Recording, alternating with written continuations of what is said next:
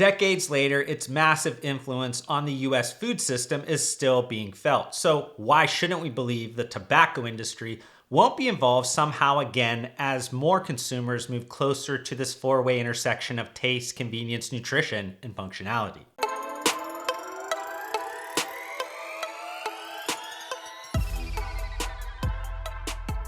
If you're an avid follower of my content, firstly, thank you for all of the support. But secondly, you might recall hearing me state this about the tobacco industry within an early spring 2025 podcast episode. We all knew that vapes were like, they were marketing to kids. Like, there's no question about that. You know? Yeah, all the Juul like story behind that, like they've uncovered too much of that to know like there was an intention behind it, which is like, I mean, that's their MO, tobacco industry from long. Literally probably the most fascinating industry though, to like understand just how they could, I want to say manipulate, but influence purchasing and like what they did to engineer certain products to our taste buds, are whatever, like even when they owned all those food companies, like probably people need to uncover a lot more about that. It's probably one of the ones where there's so many secrets buried, or you probably know the guys that have the skeletons that we need to talk to. That's a good podcast. No, my guys are good guys. Yeah. And that effectively supports additional comments I buried within my October 2024 content examining the launch of a Lunchables competitor by Mr. Beast, Logan Paul, and KSI. But likely why Lunchables didn't become just another great idea, bad margins product innovation lying below the national CPG cemetery was that the entity merging General Foods and Kraft Foods was the cigarette giant Philip Morris that understood that fixing a cost problem is easier than fixing a demand problem. So for us younger folk that don't remember this, yes, tobacco companies did own major food divisions in the 1980s. And yes, I said companies plural because another cigarette giant, R.J. Reynolds, owned cookies and snacks maker Nabisco.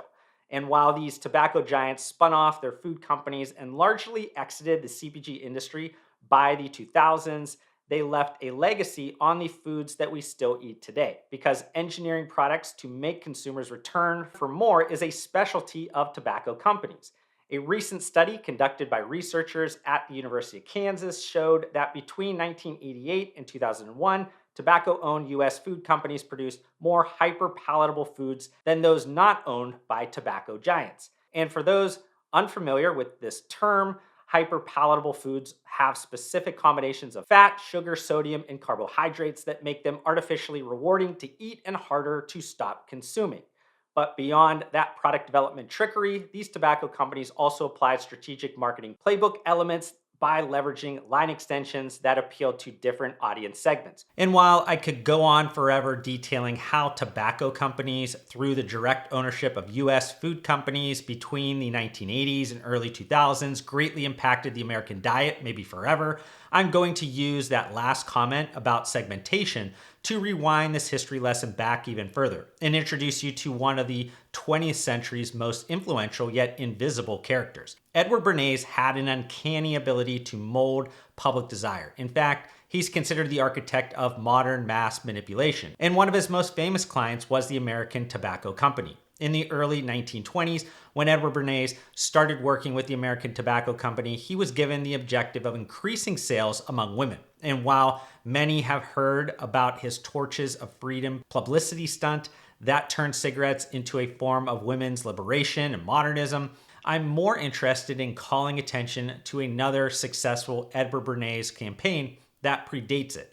In 1923, while about half of males smoked, only about 5% of cigarettes were purchased by women. Though just a handful of years later, that rate doubled, and it's largely due to Edward Bernays persuading women to believe keeping cigarettes on hand was a social necessity. With Sigmund Freud as his uncle, Edward Bernays understood the power of the subconscious, of universal longings, of emotions, and instinct. During an advertising era where it was relatively straightforward, focused on praising the product's functional advantages, Edward Bernays aimed to influence human behavior through indirect methods. So, to get more females at home to purchase cigarettes, he promoted the ideal of thinness itself. Moreover, he utilized medical authorities to promote the choice of cigarettes over eating sweets, thus reinforcing the special beauty of thin women. Hence, it suggests the tobacco industry has been linked indirectly to societal health and wellness standards for the last century. And maybe that also insinuates you shouldn't be super surprised when I tell you British American Tobacco, which was created from a joint venture involving the American Tobacco Company, has been making various investments within functional CPG categories. As part of its mission to build a better tomorrow, British American Tobacco laid out a strategic vision in 2020 to reduce the scale of its business within combustible tobacco products, and among other initiatives, created its Be Tomorrow Ventures corporate venture capital arm.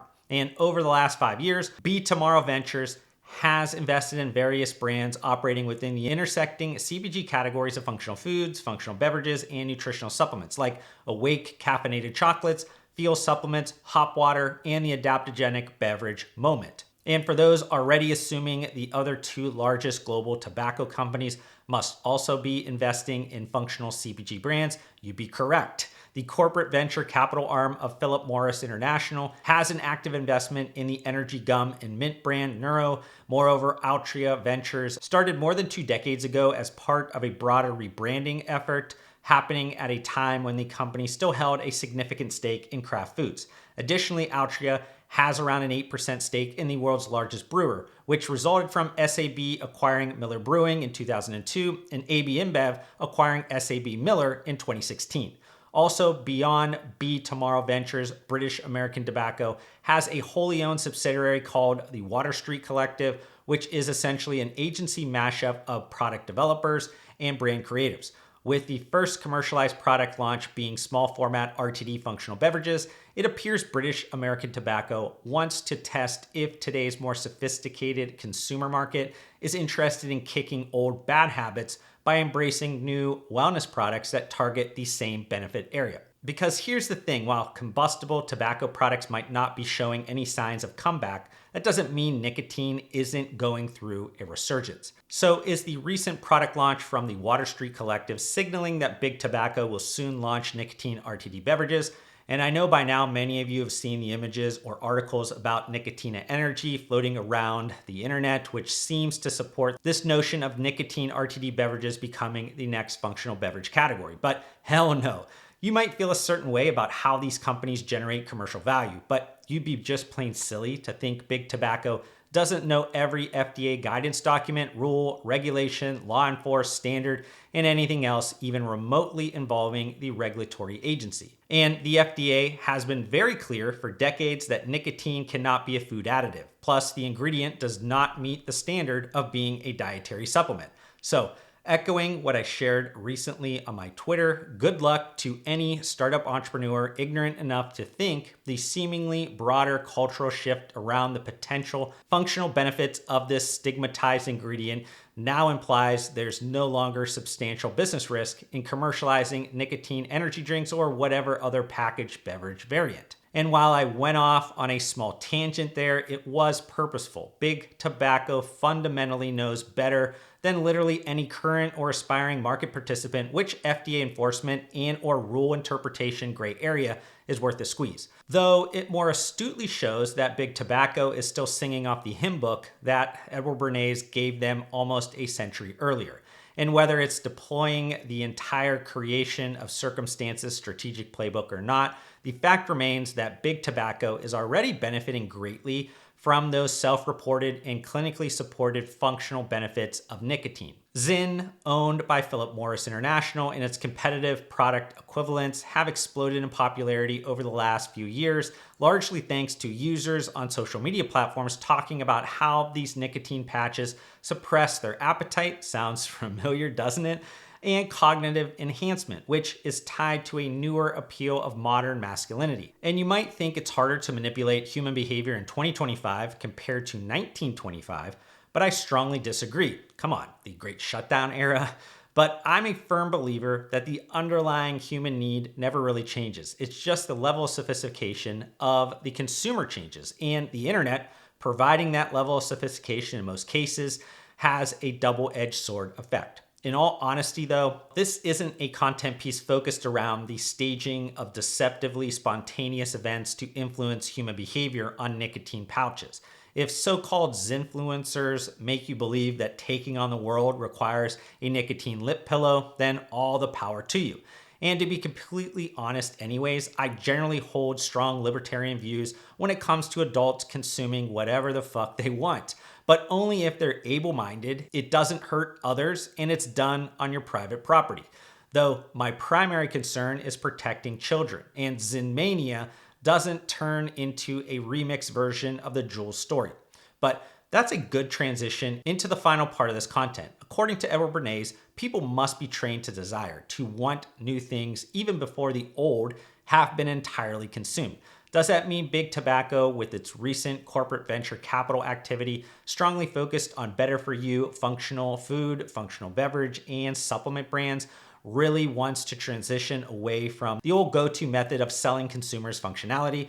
With the historically high gross margin profile of its legacy product line, I'd consider it very unlikely tobacco companies would voluntarily and meaningfully choose margin dilutive replacements, though that inability to pivot has seemingly opened a nascent segment of functional CPG products.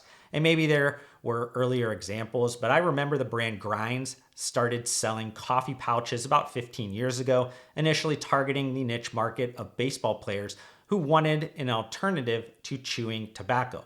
So caffeine pouches aren't entirely new, but how they're being positioned is drastically different. Caffeine pouch brands like Nectar, that also include the nootropic ingredient Cognizant, aren't marketed necessarily as tobacco use cessation products, but a healthier and safer alternative for consumers utilizing nicotine pouches for cognitive enhancement. And while I don't have any recent syndicated retail sales reports to share, I've seen paywalled analyst reports predicting the nicotine-free caffeine pouch market could expand beyond $1 billion in the next 5 to 7 years. Additionally, a quick Amazon snapshot of the current sports nutrition energy top listings would demonstrate format-specific categorical online sales are relatively strong. And I'll preface my final statement by mentioning that I don't think these are like for like, partly because of a connection between mouth pouches and the legacy format of sublingual supplements. However, can someone with UNC status offer up one last tidbit of information before you go out and create the next great nootropic mouth pouch brand? The mid to late 2010s, when Juul and other vapes went mainstream, an imitation trend